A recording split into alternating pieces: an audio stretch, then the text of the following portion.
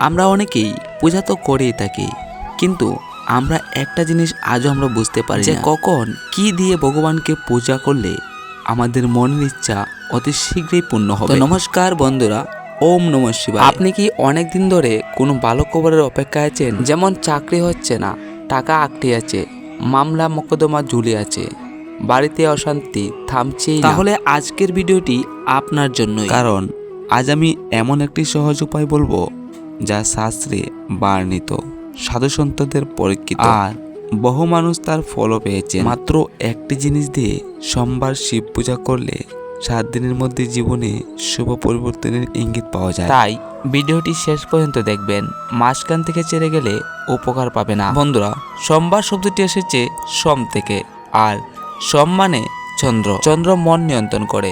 যখন মন শান্ত, তখন ভাগ্যও ধীরে ধীরে খুলতে শুরু করে। দেখবেন ভগবান শিব তার জটায় চন্দ্র ধারণ করেন। এই কারণেই কারণ সোমবার তার বিশেষ প্রিয় দিন। শাস্ত্র মতে সোমবার করা প্রার্থনা সরাসরি মহাদেবের কানে পৌঁছায়। শিবপুরাণেতে বলা হয়েছে, যে ব্যক্তি ভক্তি ভরে বেলপাতা অর্পণ করেন তার পাপ ক্ষয় হয় এবং ইচ্ছাও পূর্ণ হয়। বেলপাতার 3টি খণ্ড ব্রহ্মা, বিষ্ণু ও মহেশ্বরের প্রতীক। শুধু তাই নয়, বেলগাছকে মা লক্ষ্মীর আশীর্বাদ প্রাপ্ত বলা হয়। বন্ধুরা, এবার আমরা মূল টপিক নিয়ে কথা বলবো।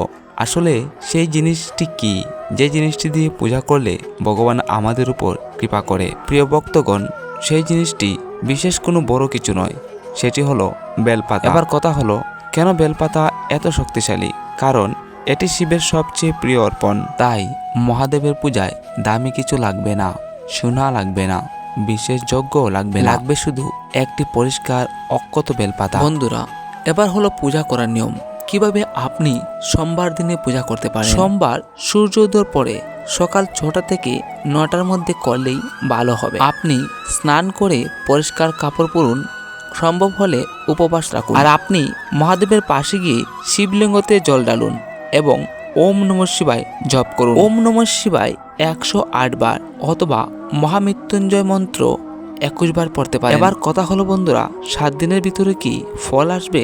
হ্যাঁ বন্ধুরা, 7 দিনের ভিতরে আপনার ফল নিশ্চয়ই পাবেন। কেননা শিবকে বলা হয় আশুতোষ, দ্রুত সন্তুষ্ট হন। বিশেষ করে যদি আপনি একটানা 7টি সোমবার একই সময়ে একই নিয়মে পূজা করেন, তাহলে শক্তি জমা হতে থাকে। তারপর আপনি 7 দিন পর খবর নিয়ে দেখবেন কোনো ফোন আসবে অথবা আটকে থাকা কাজ এগোবে, মনের ভাব কমবে, আর্থিক সুযোগ আসবে। তাই আপনি একান্ত মনে শিবের পূজা করে যান। এভাবেই এক যুবক ছিল, চাকরি পাচ্ছিল না, পরীক্ষা দিচ্ছিল, কিন্তু সফল হচ্ছিল না। তখনই এক পুরোহিত তাকে বলেন, 7 সোমবার বেলপাতা দিয়ে পুজো করবেন, আর যদি করতে পারেন তাহলে নিশ্চয়ই আপনি ভালো ফল পাবেন। তারপর ওই ব্রাহ্মণের কথা শুনে ওই যুবকটি নিয়ম করে পূজা করতে লাগলেন। আর 7ম সোমবারের পর হঠাৎ একটি কোম্পানির থেকে কল এবং সঙ্গে সঙ্গে ওই যুবকটির চাকরিটিও হয়ে গেল। এই গল্প কল্পনা নয়, এমন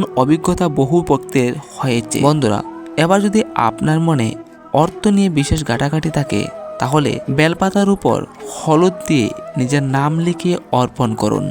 মন থেকে প্রার্থনা করুন, মহাদেব আপনার অর্থ বাধা দূর করবেনই করবেন। আর যদি আপনি বিবাহ সম্পর্কের জন্য পূজা করে থাকেন, তাহলে সাদা ফুল ও বেলপাতা একসঙ্গে অর্পণ করুন। তাহলে দেখবেন আপনার বিবাহ সম্পর্কটাও আস্তে আস্তে ঠিক হয়ে গেছে। বন্ধুরা, আজকের জন্য এতটুকুই। ভিডিওটা কেমন লাগলেন? ভালো লাগলে একটা লাইক এবং চ্যানেলটা সাবস্ক্রাইব করে পাশে থাকুন।